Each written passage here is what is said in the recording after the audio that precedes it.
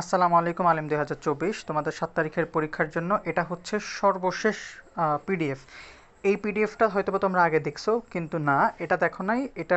এটার মধ্যে হচ্ছে এই যে এই পেজটার মধ্যে একটু ভাঙা ছিল, এবং এই যে আরেকটা পেজ আছে এই যে এটাতে একটু ভাঙা ছিল, কিন্তু এটা ঠিক করতে করতে আজকে আমার হচ্ছে মোটামুটি 3 ঘন্টা সময় চলে গেছে।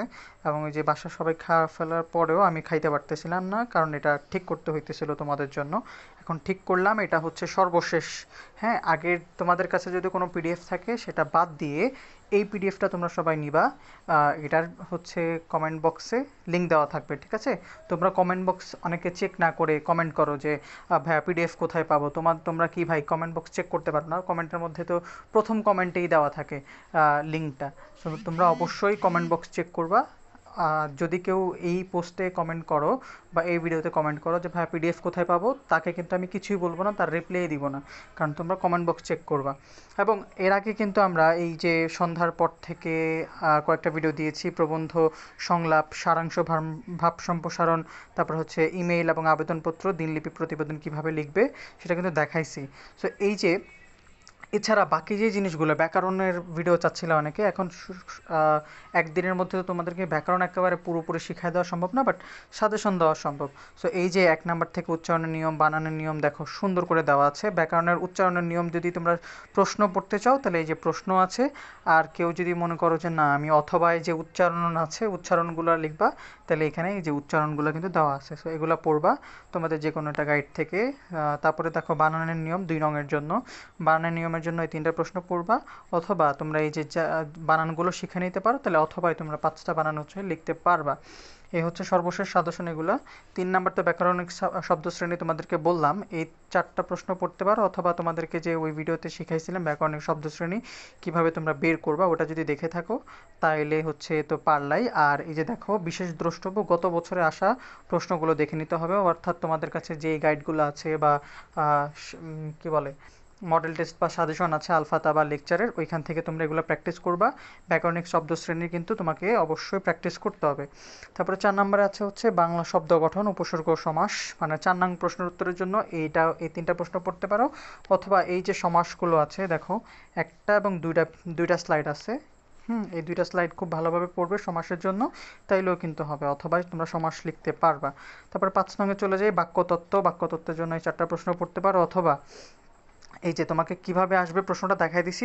দেখো বিশেষ দ্রষ্টব্য, গত বছরে আসা প্রশ্নগুলো দেখে নিতে হবে, অর্থাৎ তোমাদের গত বছরে যেই সব প্রশ্ন আসছে তোমরা যে কোনো সাজেশন থেকে হচ্ছে দেখে নিবা। এখন বলতে পারো যে ভাইয়া এগুলো হচ্ছে আপনি বিশেষ দ্রষ্টব্য দিয়ে গত বছরে আসা প্রশ্নগুলো দেখে নিতে হবে বলতেছেন কেন? কারণ হচ্ছে এটার স্পেসিফিক্যালি কোনো হচ্ছে সাজেশন হবে না, কারণ তুমি যত বেশি প্র্যাকটিস করবা এগুলা, তত বেশি হচ্ছে তোমার জন্য হবে। এই জন্য প্র্যাকটিস কোথা থেকে করবা ভাইয়া বারবার বলে দিতেছি, যে তোমাদের কাছে আলফাতা অথবা লেকচারের সাজেশন অথবা মডেল টেস্ট যেটাই আছে সেখান থেকে তোমরা হচ্ছে বারবার প্র্যাকটিস করো, তাহলে পারবা। বছরের শেষ সময় এসে যদি বলো যে ভাই এগুলো পারি না, তাহলে কিন্তু হবে না। পারো না ঠিক আছে, বাট এগুলো শিখতেও কিন্তু তোমার এত বেশি সময় লাগবে না যদি বসো। সাজেশন এবং হচ্ছে কি বলে সাজেশন এবং তুমি যদি মডেল টেস্টগুলো প্র্যাকটিস করো তাহলে তুমি পারবা। তারপরে দেখো 6 নং। 6 নংয়ে আসলে বাংলা ভাষার শুদ্ধ প্রয়োগ ও অপপ্রয়োগ। এই যে এইগুলোও কিন্তু দেখো কি বলছি, বিশেষ দ্রষ্টব্য, গত বছরগুলোতে আসা প্রশ্নগুলো দেখে নিতে হবে, অর্থাৎ তোমাদের কাছে যেই সাজেশন বা মডেল টেস্ট আসে সেখান থেকে তুমি এগুলো প্র্যাকটিস করে নিবা। এরপরে দেখো পারিভাষিক শব্দ যেগুলো আছে, পারিভাষিক শব্দ মানে শব্দার্থ, যেটা 7 নংয়ে আসে।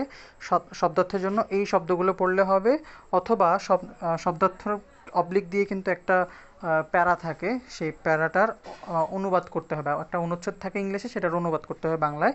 এটার জন্য এই যে 5টা পড়বা, হয় শব্দার্থ পড়বা, নতুবা এই 5টা প্যারার অনুবাদ পড়বা, যে কোনো একটা। আর তো দিনলিপি, তারপরে প্রতিবেদন, বৈদ্যুতিক চিঠি বা ইমেইল, আবেদনপত্র, সারাংশ, সারমর্ম, ভাব সম্প্রসারণ, তারপরে সংলাপ, খুদে গল্প, তারপরে হচ্ছে প্রবন্ধ রচনা, এগুলো তুমি এর এই ভিডিওতে দেখাই দিছি।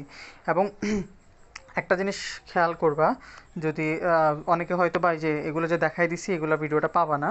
সো এই ভিডিওটা কিভাবে পাবা? প্রথমেই হচ্ছে যাবা তুমি ইউটিউবে। প্রথমে যাবা হচ্ছে ইউটিউবে। ইউটিউবে যাওয়ার পরে তুমি লার্নিং পয়েন্ট স্কুল লিখে সার্চ করবা। দেখো লার্নিং পয়েন্ট স্কুল লিখে সার্চ করবা, এবং লার্নিং পয়েন্ট স্কুল লিখে সার্চ করার পরে এই যে পেজে যাওয়ার পরে তুমি হচ্ছে প্লে লিস্টে যাবা, ঠিক আছে? প্লে লিস্টে গেলে এই যে প্লে লিস্ট দেখতে পাচ্ছ, এই যে প্লেলিস্ট, এখানে কিন্তু আজকে আপলোড করা ভিডিওগুলো তোমরা পেয়ে যাবা। এই ভিডিওটাও এখানে আমি অ্যাড করে দিব, তার মানে এখানে 6টা আছে, এই ভিডিওটা হবে 7 নাম্বার ভিডিও। এবং এই যে 7টা ভিডিওতে কিন্তু তোমাদের এই যে বাংলা দ্বিতীয় পত্রের যেই হচ্ছে শেষ মুহূর্তের প্রস্তুতি, দেখো এটার নামই হচ্ছে বাংলা দ্বিতীয় পত্র শেষ মুহূর্তের প্রস্তুতি, তোমাদের কিন্তু এই প্লেলিস্টটা সহায়ক হবে। সো এই যে পিডিএফটা যদি কারো দরকার হয় কমেন্ট বক্স অবশ্যই চেক করবা, আর এই 7টা ভিডিও তোমরা কমপ্লিট করে ফেলো। এবং এই যে ব্যাকরণের জন্য যেগুলো বললাম ভাইয়া, এগুলো হচ্ছে তোমরা যে কোনো গাইড বই এবং মডেল টেস্ট থেকে প্র্যাকটিস করতে থাকো। প্র্যাকটিস ইজ দ্য কি বাংলা দ্বিতীয় পত্রের ব্যাকরণের 30 নাম্বারের জন্য। এই হচ্ছে অবস্থা। দেখা হবে বিজয়ে ইনশাল্লাহ, ততদিন পর্যন্ত ভালো থাকো। আসসালামু আলাইকুম।